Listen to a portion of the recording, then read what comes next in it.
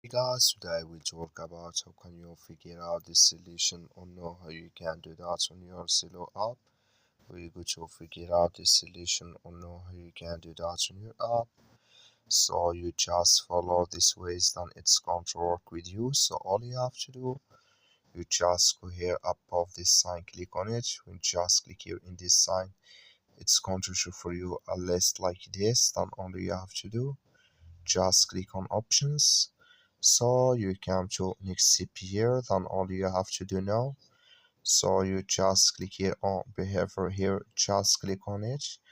So then it's going to take you to next CPR. Come here to automatically activate contact, clicking this sign. So then here you select automatically activate contact in this list on your Zello app. That's all you have to do. Thank you for watching. Don't forget to support us by liking.